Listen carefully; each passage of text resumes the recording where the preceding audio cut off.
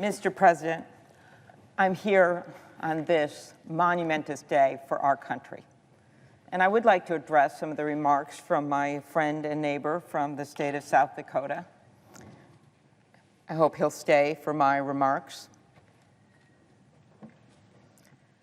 What is the Senate about? That's what Senator Thune was just addressing. What is the Senate about? We come here to represent the people of our states. And we come here to make decisions and to vote. I don't think anyone in our states wants us to come here and hug an archaic tradition and then simply stop votes, stop debates, hug that tradition tight, and then throw the voters under the desk and go home and raise money. Because basically that's what this tradition has turned into. I believe what our founding fathers wanted when it became clear that this country was forming. They wanted to have a Senate that worked. And when you go back and look, there's no mention of a filibuster in the Constitution. There's no mention of 60 votes. There's no mention of cloture. Rules developed over time. And believe it or not, to my friend from South Dakota, those rules changed with the time. In the words of Senator Byrd, someone who believed in the traditions of this place, the rules change with the circumstances. And in the words of our Constitution, which the senator from South Dakota failed to mention, the time, place, and manner of elections, well, this is what it says. Congress may at any time, by law, make or alter such regulations. That's what it says. It was very, very clear that at the beginning of this country, it was anticipated that the Congress would have a role in these elections. Why? Because they are federal elections. And now before us is the freedom to vote, something that has been a long and hard-fought battle in our country's history. And today we continue that march towards justice in the Senate because we face a coordinated and relentless campaign to limit Americans' constitutional right to vote. As President Biden said last week, I was honored to be there with him and Vice President Harris in Atlanta. As he said, this is the test of our time.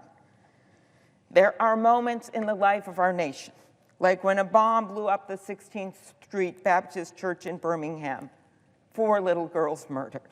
Like when John Lewis and so many others were bloodied as they crossed that bridge in Selma. There are moments in time when things stand still. And make no mistake, our country is at one of those moments right now.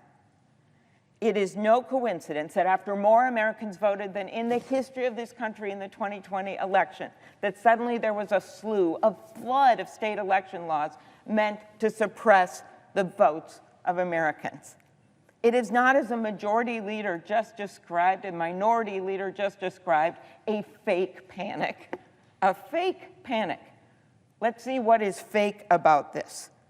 What is fake about these laws that passed in Georgia, where suddenly when 70,000 people registered to vote during the runoff period, I would say to the minority leader if he was here, when 70,000 people registered to vote during the runoff period, they changed that law.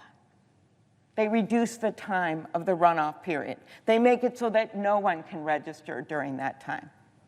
Montana, 8,000 people availed themselves of same-day registration in the last election by either changing their address because they moved or registering for the first time.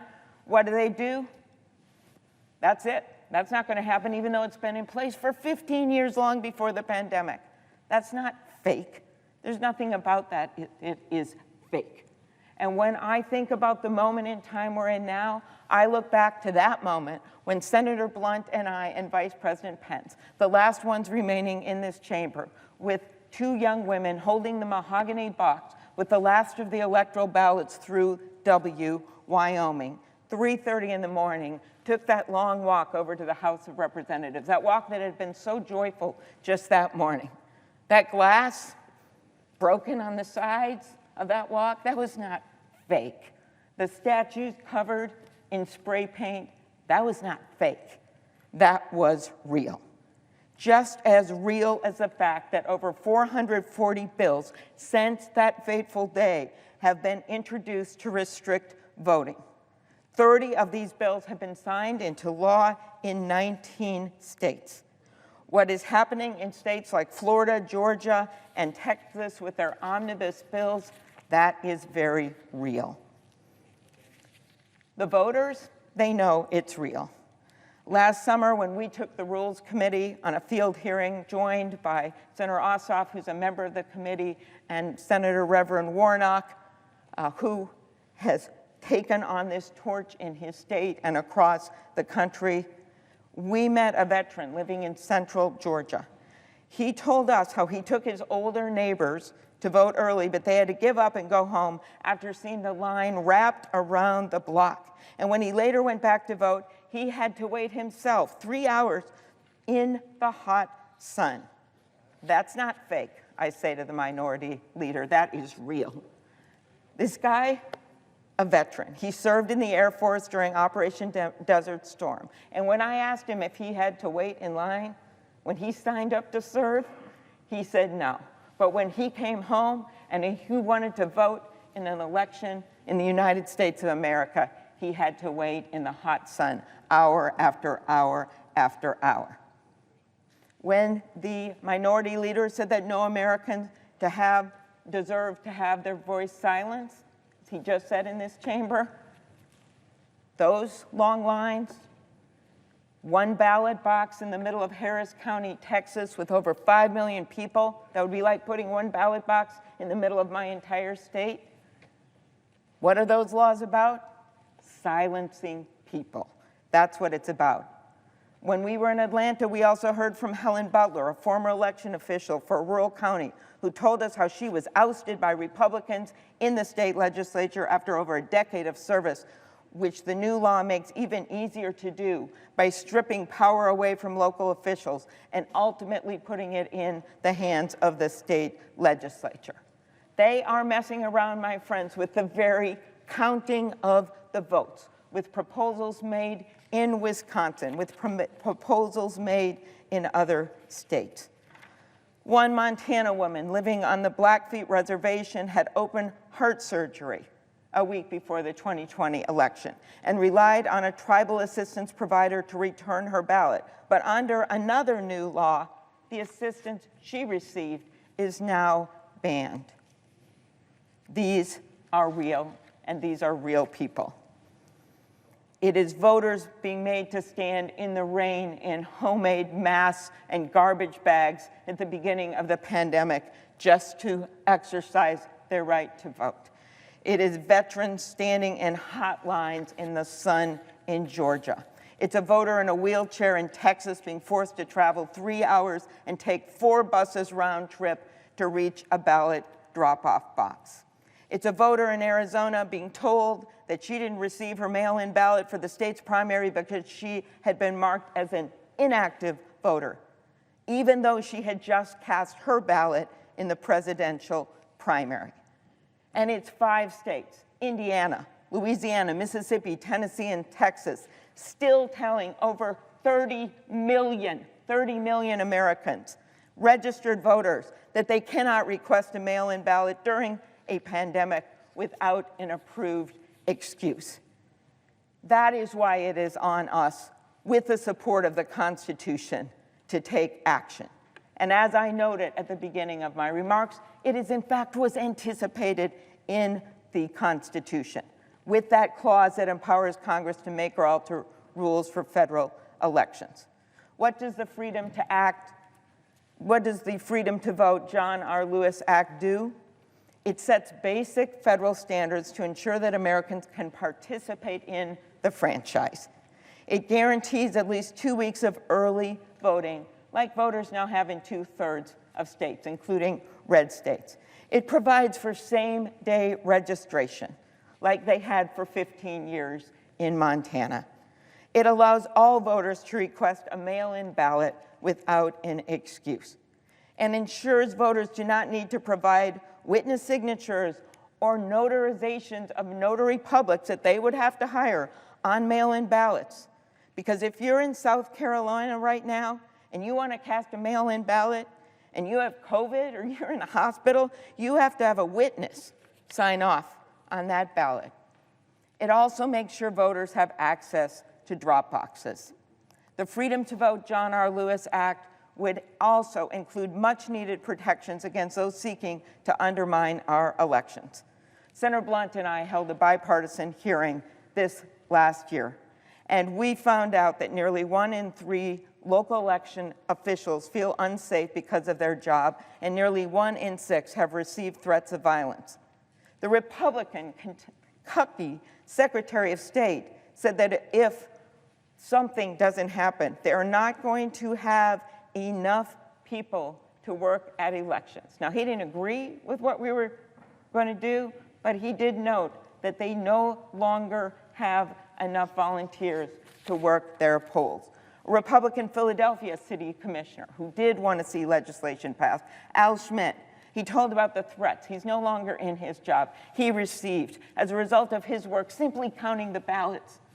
He told us, I see the senator from Pennsylvania here, that his family's names, his kids' names have been put out on the internet, his address, a picture of his house, a message saying, tell the truth or your 3 kids will be fatally shot.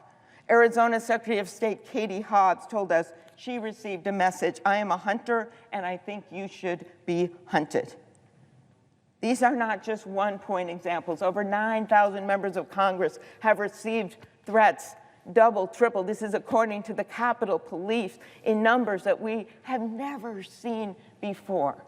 So no, I say to the minority leader, this is not fake. This is not one bit fake. It calls for federal action. And yes, I am disappointed that 4 times our colleagues have voted down allowing us to go forward with the Freedom to Vote Act or the John Lewis bill that are now combined into one, with the exception of Senator Murkowski, who did allow for the debate to continue on one of the bills, the John Lewis bill. No one stood up and joined us in allowing for a debate on these bills. No one. So that is why we are here. And I say to Senator Thune, the reason we are looking to restore the rules of the Senate is because there is no other way to move forward to guarantee Americans a right to vote. In the past, this was bipartisan. 2006 Voting Rights Act reauthorized under President George W. Bush by a vote of 98-0. 98-0. But that is sadly not where we are today. When it comes to the rules of the Senate, I am not going to belabor this. I see my friend Senator Merkley of Oregon, who is an historical expert on all of this. But I will say this, there are 160 exceptions, 160 exceptions to the filibuster rule. Things have been changed to benefit my colleagues from the other side of the aisle. Somehow, it only takes 51 votes to put in place the Trump tax cuts or the Bush tax cuts. Somehow, it only took 51 votes to put Amy Coney Barrett on the Supreme Court of the United States, a change by them, made by them. Somehow, it only takes 51 votes to try to overturn a regulation or try to mess around with the Affordable Care Act. But then, when it comes to something like voting rights, suddenly everyone on the other side of the aisle is hugging that filibuster tight, knowing that so many times in history, including most recently with the debt ceiling, changes have been made to allow a vote with less than 60 votes. The National Gas Policy Act in 1977, in 1995, the Endangered Species Act, in 1996, a change to the reconciliation process. 160 times. And as Representative Clyburn has pointed out so well, there have been times in our history when that most sacrosanct of rights has been extended or defended, the right to vote on a bipartisan basis, like the 15th Amendment. But we note that, as he said, that was a single-party vote that gave Black people the right to vote. And that fact does not make the 15th Amendment any less legitimate. During the past week, so many in this chamber celebrated the life of Martin Luther King. But let us not forget what he stood for. He did not stand for the filibuster. He didn't like it. As Reverend Warnock has pointed out so many times, he stood for action and fairness and freedom. Last week, I met with Martin Luther King III, and his wife, daughter came to Washington to help us pass this legislation. They told me that their daughter was born in 2008, the year that President Obama was elected. They told me how the Supreme Court Shelby County decision was issued 5 years later, followed by Georgia's anti-voting law, enacted just last year.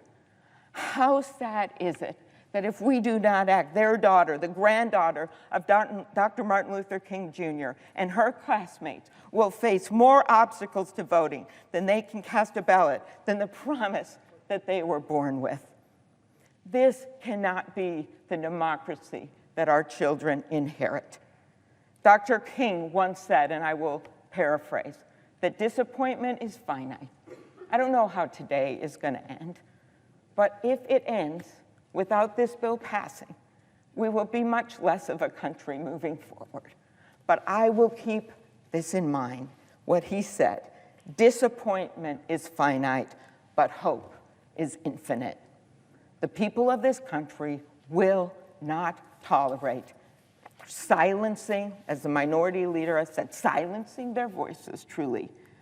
I think by voting this down, by not allowing us to even debate this to get to the conclusion of a vote, that is silencing the people of America, all in the name of an archaic Senate rule that isn't even in the Constitution. That's just wrong. I yield the floor.